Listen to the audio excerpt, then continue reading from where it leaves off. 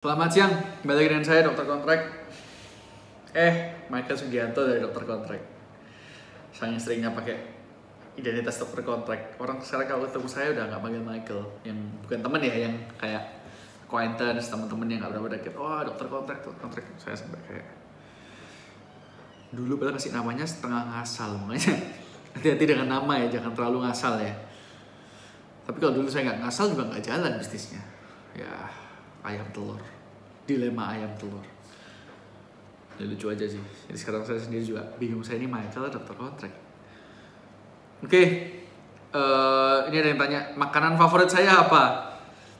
Nasi rendang dan perkedelnya restoran sederhana. Sekali lagi buat endorse. Jadi ceritanya dulu saya tuh anti makanan Indo, ya. Dari kecil nggak tahu kenapa orang tua saya suka makanan Indo, adik saya semua penggila makanan Indonesia. Saya suka makanan Eropa. Terus waktu mengenal masakan Jepang saya juga suka, tapi nggak seafood ya. Pokoknya seafood saya paling benci. Nah, terus waktu pulang dari US pasti seneng dong, nggak ketemu makanan Indo. Pas pulang dari US, ketemulah saya dengan masakan Padang. Bukannya saya dulu nggak tahu, saya dulu kecil suka, tapi restoran Padang favorit keluarga saya tutup. Jadi kita nggak pernah makan Padang lagi, dan saya lupa itu. Nah, pada saat saya pertama kali ngincipin nasi bungkus sederhana, rendang, daging, plus perkedel, makanan Indo dari bawah langsung naik ke atas. Yeah, that's how good it is for me. So, kalau ada yang mau kirimin nasi Padang. Saya sampai hire, cerita sedikit ya, off topic. Saya sampai hire konsultan branding yang bayar 25 juta sebulan dengan pertimbangan seperti ini. Kalau saya gaji orang satu orang 5 juta misalnya, ini dapat, saya harus bikin tim, isinya 5-6 orang. Saya mending pakai ini. Harganya sama kan? 5 juta kali 5, 4 juta kali 6 sama kan? 24 juta atau 30 juta ya. Katakanlah gaji 4 juta lah ya sekarang UMR. 4 juta kali 6, 24 juta. Mending saya pakai 6 orang ini profesional. Saya gajiin 25 juta. Jadi saya nggak repot, malah saya yang dibantu. Saya hire mereka untuk jadi bos saya. Pak, hari ini saya suruh ngapain gitu. Daripada pegawai yang nunggu disuruh baru jalan, kalau nggak disuruh atau disuruh pun jalannya masih lambat. Kalau saya soalnya geraknya cepet, jarang yang bisa nyesuaiin saya. Kerja bikin somasi cepet, bikin kontrak juga cepet, 2 jam 3 jam selesai, bagus lagi. Saya nggak suka membuang-buang waktu saya sendiri maupun orang lain. Itu prinsip saya itu. Beda ya sama orang Indonesia ya. Alon-alon asal kelakon. Kalau ada termasuk anjing-anjing seperti itu, berhenti. Kalau saya lihat faktornya 2, kopi sama rokok.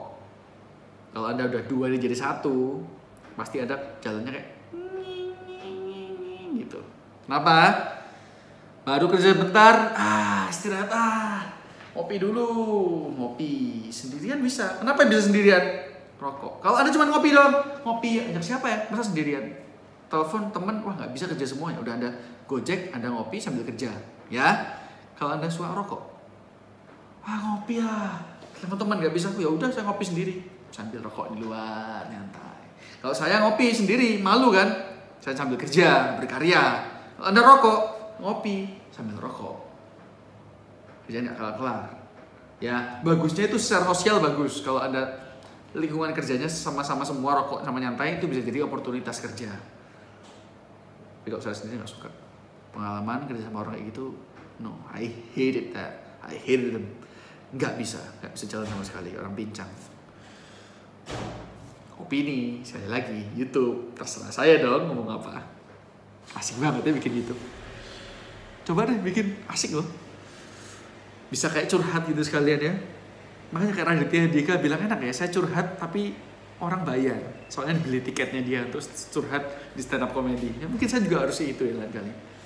Supaya nggak melulu tentang hukum, tapi unek-unek saya sebagai manusia yang bekerja di bidang hukum itu pasti menarik ya. Komen kalau ada minat untuk bikin sesuatu seperti itu, acara atau YouTube konten yang isinya saya curhat gaspol, itu saya pilih. Sekarang kan banyak tuh usaha jual makanan yang homemade. Apakah itu perlu izin usaha? Perlu. Pakai OSS aja sekarang gampang. Saya juga Dokter Kontrak pakai OSS, cepat urusnya sehari kelar. Sama daftarin mereknya juga. Kalau daftarin ya Indonesia, fucked up as it is, 3 tahun. Kalau Anda baca tabel pendaftaran merek Indonesia tuh kayak yang lain 1 bulan, 2 bulan, 3 bulan, 3 tahun di negara-negara Southeast Asia. It's fucking crazy, man. Terus tapi untungnya kita menganut fast to file. Jadi Anda daftar mungkin nggak sampai seminggu Anda udah dapat bukti pendaftaran. It's all clear. Jauh lebih bagus daripada nggak daftar, daripada daftarin orang lain ya. Udah terkenal daftarin orang lain, banyak tuh yang gitu. Kalau ada yang mau kerja gitu tuh bisa tuh. Tapi Anda jadi orang jahat ya. Kalau lulus kuliah, cara cari kerja gimana? Saya udah ngomong banyak. Tadi video sebelumnya saya nggak usah bilang. Penting experience sama kemauan. Kayak ada salah satu anak mentor saya itu kan juga banyak yang bukan salah satu ya, banyak sih yang masih mahasiswa. Saya bilang jalan aja, bikin konten, mengedukasi. Takutnya karena sertifikasi lawyer itu loh. Saya belum lawyer, masuk bikin gini. Enggak lah, bikin aja. Sharing knowledge nggak pernah salah kan. Ntar ke depan kamu ya bikin 3 tahun ya, 4 tahun ya kuliah hukum ya. Terus kamu lulus, teman kamu nggak bikin apa-apa nih, lulus 4 tahun nih. Terus Anda sama-sama ngelamar di kantor saya. Satunya bilang, saya pintar apa, saya cum laude apa ya. Teman kamu kan, terus dia keluar. Terus kamu datang ke saya. Nilaimu kok jelek, ngapain kamu? Ya saya sibuk kerja. Kerja apa? Ini saya bikin konten. Ini di mana? Ini channel YouTube saya, ini Instagram saya. Terus saya lihat. Followersnya lebih banyak dari saya. Terus lebih aktif pengikut-pengikutnya. Terus kontennya lebih berbobot. Kira-kira kalau Anda jadi saya orang normal, mana yang Anda hire? Si cum laude tuh, si sertifikat emas, atau si ini yang punya karya? Yang punya karya lah. Udah, jawabannya itu aja. Jadi orang fokus berguna dulu. Gimana? Selalu mikir tiap hari bangun. Gimana saya bisa berguna bagi orang lain? Udah nemu jawabannya, jangan tidur lagi. Kerjain, bikin. Nah, kalau sudah, yang nikmatin juga. Paling menikmati dari karya Anda sendiri kok, bukan orang lain. Yang paling menikmati adalah Anda sendiri nantinya. Percaya saya, karya nggak pernah bohong. Ini menarik sekali ya. Ada artikel Rabu 21 Agustus 2019. Bantuan hukum tak terintegrasi, Polri mengaku patungan bayar advokat untuk tersangka. Ada 2 sisi ya. Pertama, kok bisa nggak terintegrasi sih bantuannya? Kedua, wah Indonesia berarti kurang, ya susah lah ya, orang-orangnya masih susah. Tapi kedua, kok orang-orangnya masih baik. Polri mengaku patungan bayar advokat untuk tersangka. Kan memang harus kan, kalau pidana di atas 5 tahun. Ya, at least there's still hope. See, there's still hope in this country. Meskipun banyak yang korup, banyak apa. Jangan bandingkan dengan negara lain. Nggak kalah kok korupnya, cuman nggak kelihatan. At least kita terang-terangan mengaku, oh kita negara banyak korupsi sampai dibikin KKN. Bener atau salah? Ngantuk nih. KPK. Ya. Oh sorry. Sampai dibikin KPK untuk memberantas koruptor. Tuhan secara nggak langsung ngaku kalau kita banyak koruptornya. Bagus loh malah ngaku supaya bisa dibersihin. Kalau nggak ngaku malah nggak bisa dibersihin. Sama kayak dosa, iya kan? Kak, apa tiap perusahaan perlu lawyer untuk melindungi? Ya, kalian jawab sendiri ya. Perlu atau enggak, tergantung kebutuhan, tergantung maunya kemana. Saya kan masuk usaha kecil startup, nggak usah lawyer, ya udah kecil terus aja sampai ntar ketemu musuh yang punya lawyer, dihabisin. Babung lagi, dari naik mobil Avanza turun lagi naik motor, ya, atau jalan kaki, ya nggak apa-apa, terserah Anda. Kalau Anda maunya besar dari awal pasti pakai lawyer. Pasti, semacam mungkin di sini belum normal ya. Kalau di luar negeri kan umum ya. Di sini pasti nggak umum pakai lawyer ya, it's okay. Tapi at least ada semacam legal counsel, legal knowledge di kepala bosnya. Jadi meskipun dia melanggar, dia punya peluru simpenan. Kalau sampai diserang, dia punya alasan yang konkret. Ada bukti-bukti yang jelas untuk kenapa dia tidak melakukan apa yang harusnya dilakukan. Terus ada etiket baik itu, oke. Sekarang gimana? Udah terlanjur, water under the bridge.